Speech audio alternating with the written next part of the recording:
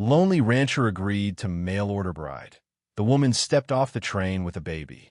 The train whistle pierced the heavy afternoon air, sharp as a cry breaking through silence. Samuel Hayes stood stiff on the platform, hat clutched in both hands, sweat running where the leather band had pressed against his brow all morning. His fingers turned the brim in nervous circles, a habit he had carried through the long, barren months of waiting. Waiting for her letters. Waiting for her arrival. Waiting for a life that had felt just out of reach. The locomotive groaned and hissed as it rolled into Cedar Ridge, black smoke coiling upward into the pale October sky like prayers too long unsaid.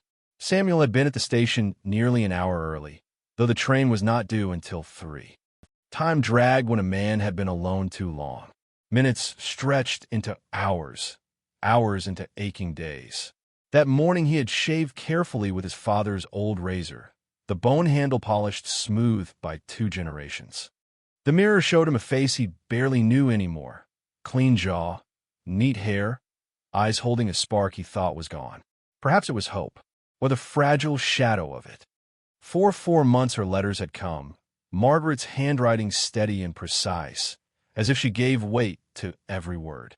She wrote of skies over Kansas, of bread rising warm in the oven, of silence that could comfort rather than wound. But never once had she written why a woman like her would marry a stranger and cross into a land where wind howled endlessly. Samuel never asked. A lonely man learned not to ask what might break the little light he was given. The train screeched to a halt, steam rising like restless ghosts. Samuel slid his hat back on, squared his shoulders. He had practiced his greeting, plain words, kind words. "Miss Margaret, I'm Samuel Hayes. Welcome to Cedar Ridge." But when the door swung open and the conductor lowered his stool, the words died in his throat like rain vanishing in dry earth. She was smaller than he imagined. Small, dark-haired, wrapped in a traveling dress the color of deep water, carpetbag worn for miles. She stepped carefully, as though the ground itself might give way. But what stole Samuel's breath was not her size. It was the baby. The child lay tucked against her shoulder, swaddled in a blanket dulled from too many journeys. A tiny fist peeked out, fingers delicate as flower stems stretching toward the fading light. Samuel stared as Margaret descended, one cautious step, then another, steadying herself on the conductor's arm. The baby stirred, sighing soft, not quite waking, not crying either, just a tender sound that belonged to a world untouched by cruelty. Her eyes swept the platform, sharp and guarded, until they locked with his. In that instant both stood frozen, bound across 20 feet of weathered planks and 4 months of words that had somehow hidden the truth now resting in her arms. The silence between them tightened like a rope pulled to breaking. Passengers bustled past, salesman with his case, an old woman clutching letters, a restless youth eager to flee. But to Samuel and Margaret, all else was blurred. Samuel removed his hat again. Dust and unspoken words filled his mouth. She had written of skies and bread and quiet comfort, never of babies, never of secrets breathing softly in warm blankets. "Miss Margaret," his voice cracked rough. "I'm Samuel Hayes." She shifted the baby with practiced ease, her voice low but steady, as though rehearsed too. "Mr. Hayes, I should have told you in my letters." The child whimpered then, a sound small as a kitten's cry. Margaret swayed gently, soothing with instinct born of long nights and weary roads. Samuel found himself watching the curve of her hand over the infant's back, protective and tender all at once. "I know," he said, though he knew nothing at all. "It's all right." The words startled him. He had planned kindness, perhaps forgiveness. But he had planned for simplicity too. Marriage, a life stitched together from loneliness and duty. He had not planned for this small soul, a stranger who had already altered everything without a single word. Margaret searched his face as if hunting for truth. Whatever she found softened her shoulders, and she took a small step toward him. "Her name is Rose," she whispered. "4 months old." Samuel gazed at the child, at Rose, and something shifted deep within him. Not disappointment, though some lingered. Something else. Something like recognition, as though a part of him had been waiting for her without knowing. "She's beautiful," he said, and this time he meant it fully. The whistle shrieked again, the conductor shouting warnings as the engine hissed, preparing to depart. Samuel lifted Margaret's carpetbag and offered his arm. "My wagon's just there," he said, nodding to the street where his mare waited in harness. "The ranch is close." She hesitated, then placed her hand lightly on his sleeve. The weight of her trust settled over him heavier than the desert dust. The baby stirred again, and Margaret hummed low, a tune shaped by patience, by love grown in unexpected soil.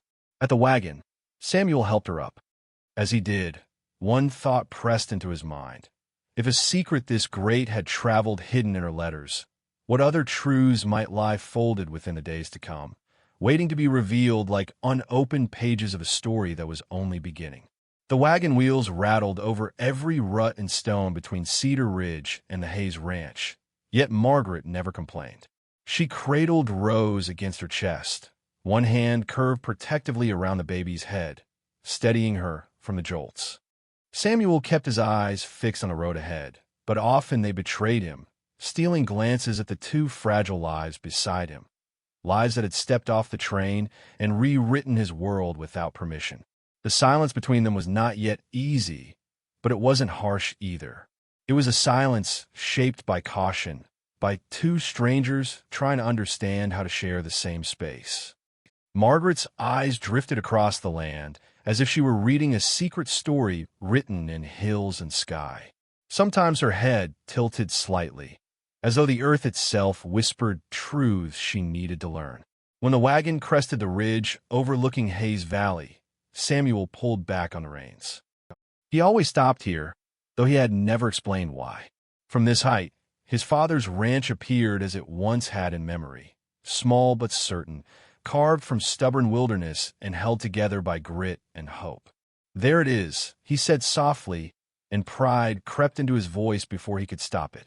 Below lay the house among cottonwoods beside a creek that ran even in the cruelest summers. The cabin was only 2 rooms with a chimney of rough stone, a leaning barn, a weathered corral where his horses grazed in peace. To others it might have seemed meager. To Samuel it was everything. Built with his hands, bought with years of labor, a dream held together by scars and determination. Margaret studied the site with the same guarded care she'd shown since the platform. At last she murmured, "It looks peaceful." Samuel could not decide if that was blessing or warning. Peace could mean safety. Peace could also mean loneliness. He knew both too well. They rode down in silence, Rose sleeping soundly against her mother's shoulder. The horses sensed home and quickened their pace. By the time the wagon stopped before the cabin, the sun had fallen low, painting the valley in gold. Samuel helped Margaret down, careful not to disturb the baby, then carried her worn carpetbag to the door. His hands trembled faintly as he lifted the latch. The house had forgotten a woman's voice, and he wondered if its walls remembered how to welcome one back. Inside, the room seemed smaller than his memory. The main room held a rough-hewn pine table, 2 mismatched chairs, and the stone hearth where countless lonely nights had burned away. The bedroom barely fit a bed and washstand, its small window facing the creek. Margaret stood holding Rose, eyes moving slowly over the sparse furniture. Samuel searched her face for judgment, but her gaze gave nothing away. "I know it's not much," he offered, "but it's strong. The roof holds. The chimney draws well." "It's fine," she answered, and there was sincerity in her tone. "Better than fine." She stepped inside carefully, as though afraid to disturb something fragile. Rose stirred softly, murmuring against her mother's shoulder. Samuel had thought he was ready for this moment. He had imagined showing Margaret the home, setting a supper table, speaking of their future. He had rehearsed every conversation, but he had never imagined Rose. The child made every plan feel clumsy and small. Marriage arrangements seemed pale beside a baby's needs. "She'll want feeding soon," Margaret said quietly. And changing. I have things in my bag, but the bedroom's yours, Samuel cut in quickly. I'll sleep by the fire. It's warmer there, with winter close. She met his eyes, surprised. Mr. Hayes, I should tell you about Rose. Why, I kept her from my letters, he raised a hand. You don't owe me that tonight. Tonight we just get used to things. Rose's face tightened, and a cry trembled on her lips. Margaret swayed instinctively, humming low and wordless, a lullaby that carried centuries of mothers soothing restless children. I'll start supper, Samuel said, grateful for the escape of work. You tend to her. He busied himself in the small kitchen, pulling bread from his stores, eggs from his hens, bacon he had smoked the autumn before. Simple food, but enough to feed them well. Behind him, the house filled with Margaret's quiet murmurings to her child, sounds that seeped into the walls, replacing years of hollow silence with something warm. When supper was ready, she joined him at the table, Rose nestled peacefully against her shoulder. The child's eyes, dark and solemn, studied the world as though already weary of it. Margaret buttered bread with her free hand, graceful in her practiced awkwardness. This is good, she said after tasting the bacon. You cook well.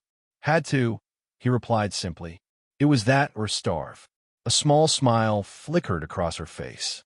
It changed everything. Her weariness, her guardedness, all softened for a moment. He realized he had been waiting for that smile since the train. They ate in the quiet of new beginnings, both tired, both measuring their words, Rose filling the silence with small sighs that felt like threads stitching them together. Afterward, Samuel tended the fire while Margaret readied Rose for sleep. He listened to her voice through the bedroom wall, low and steady, and the cabin felt alive in a way it hadn't for years. When she returned, shadows under her eyes betrayed her exhaustion. I made her a pallet near the bed. She's not used to being alone. Samuel only nodded. Of course, a child needed closeness more than plans. Margaret lingered by the fire, the lamplight catching in her dark hair, her hands folded as if she carried words too heavy to release. Samuel, she said at last, her voice quiet but clear, thank you for not turning us away. Why would I? Not all men would take kindly to another man's child. He thought of it then, the kind of man he had been, and the kind of man he wished to be. His answer was simple. She's innocent. Whatever your past, she's innocent. Something shone in her eyes, and for a heartbeat, Samuel thought tears might fall. But she only whispered, yes, she is. The fire cracked, sending sparks upward like fragile prayers. Night wrapped around the house, horses shifting, owls calling, coyotes singing to the moon. I'll rise early for chores, Samuel said roughly. You rest. Sleep as long as you need. I'll be awake, Margaret replied softly. Rose loves the sunrise. At the bedroom door she paused. Samuel, thank you for giving us a place to belong. Long after she closed the door, Samuel sat alone with the fire's fading glow. He thought of belonging, of the thin line between house and home, of how one child's breathing could fill empty rooms with purpose. Tomorrow would bring hard questions, harder choices. But tonight, for the first time in years, he closed his eyes to the sound of life moving gently within his walls. And he knew some promises, even broken ones, could still grow into something worth keeping. The first snow came early, blanketing the world 3 weeks before anyone expected. Samuel woke to silence deeper than he'd ever known, the kind of stillness that only comes when the earth is buried so completely that even sound seems frozen. No birds calling in the cottonwoods. No horses shifting in the corral. Only the faint whisper of flakes tapping against the window, soft as breath. For a moment, he lay there listening. In the 6 weeks since Margaret and Rose had arrived, he'd grown used to their presence. The baby's soft sighs and sleep, Margaret's careful steps as she soothed her daughter at dawn, the gentle hum of a lullaby threading through the cabin like sunlight. These sounds had become part of his mornings, as natural as coffee brewing or the creak of the barn door. But this morning was different. Beneath the stillness came the sharp edge of distress.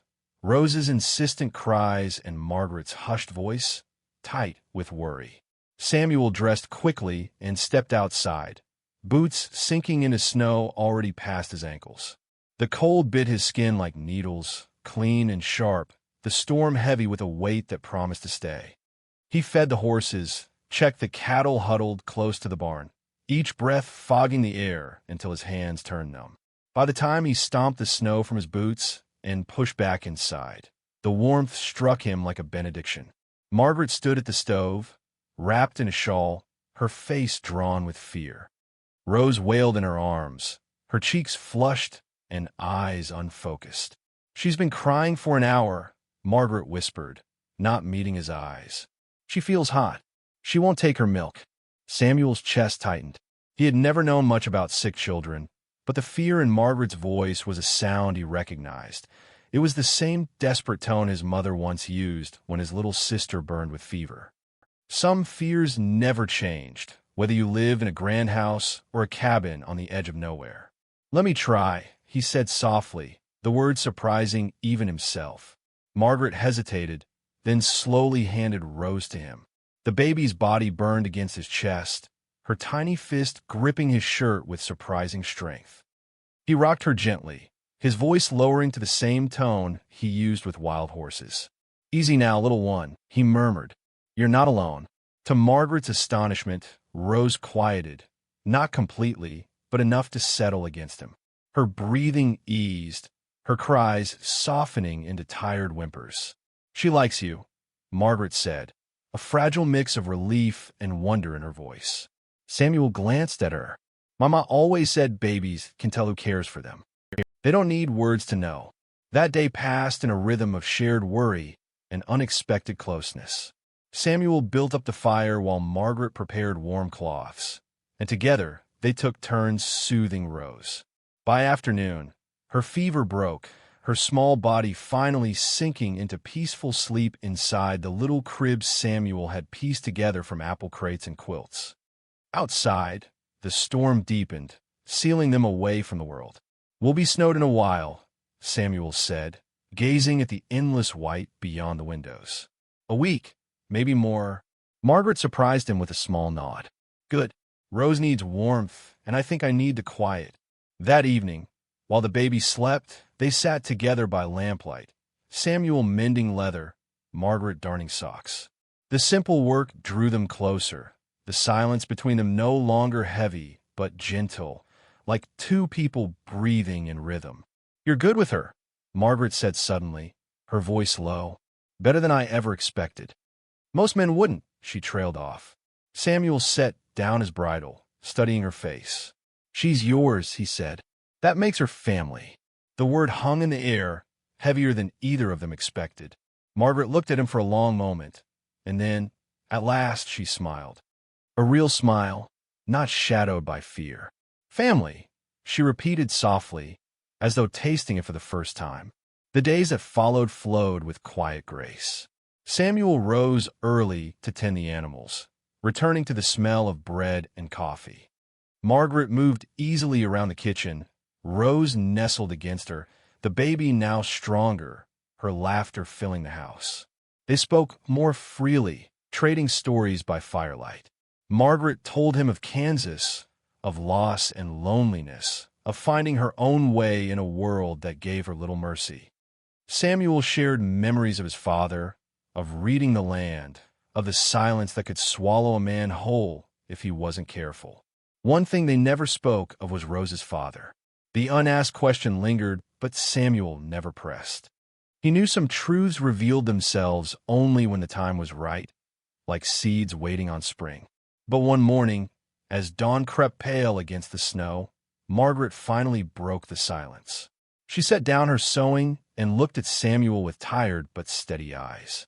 "There's something I need to tell you," she said quietly. "About Rose. About why I came." Samuel said nothing, only waited. Her father was a married man, she confessed, each word trembling but sure. "He cared for me, but it was wrong. When Rose was born, he gave me money for a train ticket, told me to find a place where she could grow safe, where no one would ask questions. He doesn't know where I am. I told him I was going west. California. Samuel's gaze didn't falter. Then he can't find you here. But even as he spoke, he knew secrets had a way of surfacing. The past always waited, patient as winter. The silence stretched. Then Samuel reached across the table and covered her hand with his. Her fingers trembled, but she didn't pull away. At that moment, through the morning fog, a shadow moved against the white horizon, the figure of a lone rider, drawing closer to their small cabin. The sight struck Samuel with the chill of prophecy. For all the fragile peace they had built within the snow's embrace, the past was already riding toward them. The rider in the snow turned out not to be a ghost from Margaret's past, but old Tom Fletcher from town, bundled tight against the wind, bringing mail and the kind of rough cheer that only came from men who'd seen too many winters to fear them anymore. He carried news that the road would be cleared by week's end, the drifts finally beaten back enough for wagons to pass. He left a handful of letters for neighbors further out and a folded newspaper, its print smudged from damp fingers and melting flakes. Yet when he rode away, leaving fresh tracks through the whiteness, Samuel and Margaret both stood in the doorway a moment longer, watching the snowflakes swallow him. They knew the truth before they spoke it. Winter had done its work. The months of being sealed inside together, of cold mornings and firelit nights, of tending to rows and sharing the small labor of survival, had shaped them. They moved around each other now, with the ease of dancers who'd rehearsed their steps, their bodies unconsciously adjusting, their voices falling into patterns that felt old though they were new. Samuel had grown used to the rhythm of Margaret's voice filling the cabin, to Rose's bright laughter when he returned from chores, to the sight of Margaret's shawl draped over the back of a chair as if it had always been there. Spring did not come all at once, but with slow reluctance, like hope approaching a heart that has been broken too many times. First, the snow turned to mud, clinging heavy to boots and wagon wheels, sucking at every step as if to remind them that freedom always carried weight. Then the creek swelled and ran swift, roaring louder each day as it dragged winter downstream in 100 small currents. Only when the cottonwoods began to bud, green tips pushing stubbornly against bare branches, did it feel like the season had truly shifted. It was on one of those early April mornings that Margaret stood at the kitchen window, Rose balanced on her hip. The baby had grown into her 7th month, sitting upright, her eyes bright and curious as she studied everything around her with a seriousness that made Samuel smile. "The soil looks good near the house," Margaret said softly, almost to herself. "Rich and dark. Things would grow well there." Samuel looked up from his coffee. Margaret had been quieter since winter broke, not distant, but thoughtful, as if she had settled some argument within herself and was only waiting for the right moment to speak it aloud. "I never had much luck with gardens," he admitted with a half-smile. "But if you want to try, I could turn the soil for you." When Margaret smiled at that, something inside him shifted. He hadn't realized how much he depended on that expression until he saw it again. Her smile made ordinary mornings feel like holy days, small celebrations wrapped in light. That very afternoon, while Rose slept in the crib Samuel had built, he hitched up the plow and began to break the ground near the house. The sun glinted off the turned earth as the soil rose in dark, even furrows. Margaret walked behind him, skirts tucked up, her hands already dirty as she bent to clear stones and roots. She worked with a quiet determination, and Samuel found himself watching her more than once, struck by how natural she looked bending over the land, as if the ground itself had been waiting for her touch. "My mother used to say you could tell a lot about people by what they planted," she said, tossing a stone aside. Samuel tugged the plow another few feet before asking, "And what did she plant?" "Practical things," Margaret said with a faint smile. "Beans, squash, corn. But she always left a corner for flowers." She said a garden without beauty was just farming. Samuel stopped long enough to wipe his brow, sunlight warming his back. "What will you plant?" Margaret looked over the land, her eyes narrowed in thought. "Things that last," she answered after a pause. "Things that come back year after year." Samuel nodded, but said nothing. He thought about how her words sounded less like gardening and more like life itself. 2 days later, Margaret went into town to buy seeds. Samuel stayed behind to mend fence along the north pasture. The air was warmer now, the ground soft enough to take posts, though still damp from melted snow. He was hammering a nail when he saw the buggy appear over the hill. It wasn't the rough sort of wagon he was used to. This one was sleek, polished, drawn by a matched pair of bay horses that gleamed with care and money. Samuel's chest tightened. He knew before the stranger even stopped the buggy that this was the moment he'd been waiting for since Margaret first told him about Rose's father. The man who climbed down moved carefully, his fine boots not made for uneven ground. He wore a suit tailored for city streets, not ranch dust, and a hat untouched by honest work.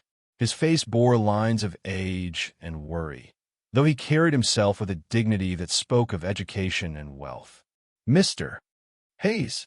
His voice was smooth, Eastern, with a ring of authority. "James Whitmore. I'm looking for a woman named Margaret Carson. I believe she may be here." Samuel didn't answer right away. In the distance, he saw Margaret walking the path from town, a basket of supplies on her arm, Rose balanced against her hip. His heart quickened. She hadn't seen Whitmore yet, but she would soon. "Might I ask your business with her?" Samuel said, his voice calm, though every muscle in his body tightened. Whitmore's eyes flicked toward the figure drawing closer. "Family business, Mr. Hayes. Personal business." A cold certainty settled in Samuel's stomach. "She's Mrs. Hayes now," he said evenly. "Has been since December." The lie came smoothly, born not of deceit, but of necessity. It was the truth of his heart, even if no preacher had spoken vows over them. In every way that mattered, Margaret was his wife. She tended his home, shared his table, cared for Rose beneath his roof. She had earned the shield of his name. Whitmore's face shifted, surprise, and then something more complicated. "I see. And the child?" "Is my stepdaughter," Samuel said firmly. By then Margaret had reached the yard.